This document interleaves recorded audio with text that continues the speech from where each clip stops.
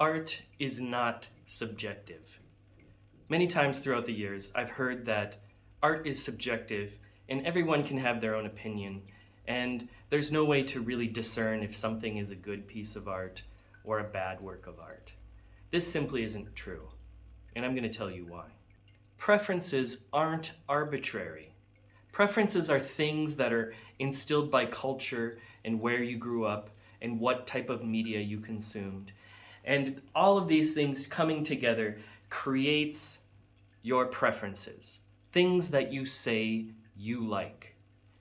The thing is, what you like doesn't really matter. I'll say that again. What you like doesn't matter. I don't care if you don't like Duchamp's fountain, for instance. I don't care if you don't like Pollock. I don't care if you don't like Michelangelo, right? I don't care. It doesn't matter. There's other ways that we can look at art and consider whether something is a good work of art or a bad work of art. And none of those things have to do with I like it. This is the heart of art appreciation. Whether you like something or not doesn't matter. If you are in a critique with a room full of students and you say, I really like this one, that doesn't matter. What you want to find out is what is the objective of the artist. Once you've been able to discover what the objective of the artist is, you'll be able to discern how effective they are in conveying that message. The objective of an artist can vary, and once we find out the objective of what an artist is trying to communicate through their work, we can come to a conclusion about how effective that piece of art is. For instance, if they're a realist painter, they may be interested in how edges are approached. They may be interested in how value is handled. They may be interested in how precise somebody can be with a paintbrush, right? These are all objective ways we can grade whether or not a realist painter is doing a good job or a realist painter is doing a bad job. And art exists in all these different genres. And within all of these different genres, there are people. A lot of times, a bad word for these individuals are gatekeepers. They're experts within the field that discern whether something is a good abstract painting or a bad abstract painting, whether something is a good realist painting or a bad realist painting. And you can apply this to any of the arts. You can apply this to dance, you can apply this to music, you can apply this to film, you can apply this to everything. For instance, let's say I went to the Blue Note in Chicago. This is a very famous jazz institution. And I go out on stage and I have a saxophone. And I begin to blow into my saxophone and I produce an awful noise. And everyone in the audience there knows this is bad. This person does not know how to play the saxophone. They don't in their head say, oh, well, you know, it's all subjective. It's all just opinion on what's good and bad. Maybe he's good at the saxophone, I don't know, right? No, everyone agrees I'm a bad saxophone player.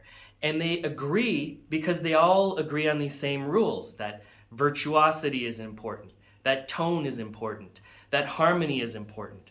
And as an antithesis to this, there can be musicians that are not interested in tone or harmony or syncopation or any of these types of fundamentals of music. But there still exists a group of people who reach a consensus and say, this is good or this is bad. Now, the problem with art is that everybody's got an opinion on it.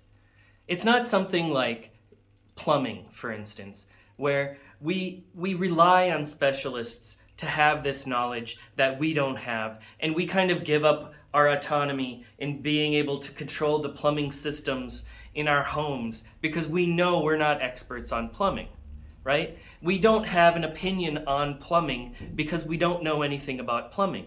But with painting, everybody has an opinion on it because everybody has eyeballs. And Paintings are made to have an audience. Some paintings have certain audiences, though. Some paintings have people that are interested in realism, interested in them, and some paintings appeal to people interested in abstract painting, for instance. So every type of painting has a little niche group that is interested in it. These groups then form a consensus among themselves about what they think is good and what should be elevated. Now, here's a big problem with this. Sometimes these groups and these institutions can be upholding other long-held problems in society. So sometimes they don't put the right stuff in the museum.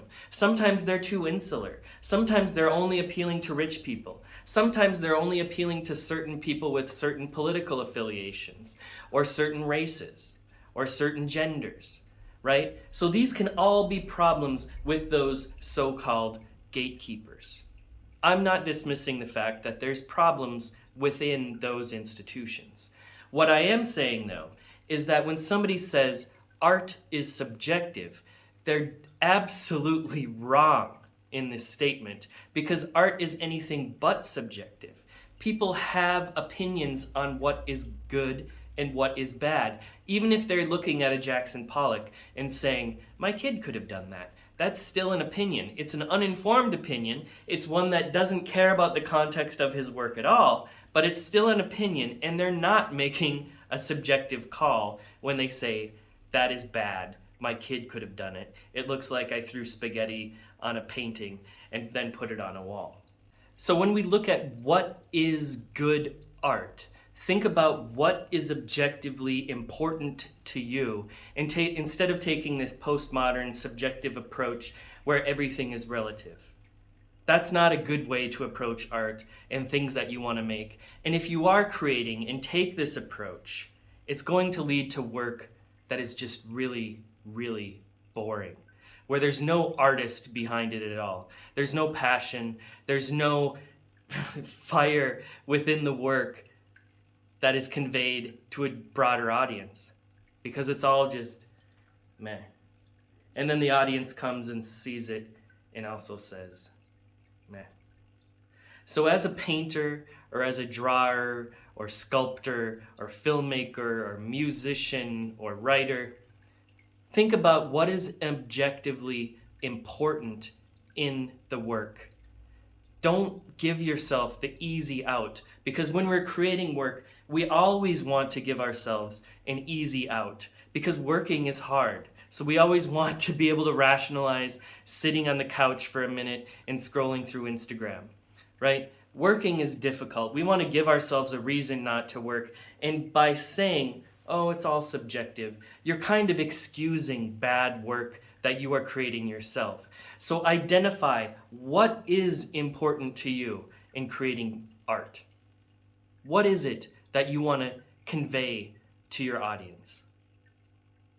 And in doing so, you're going to end up making better work, and you're going to just have a more fulfilling experience as an artist in the world.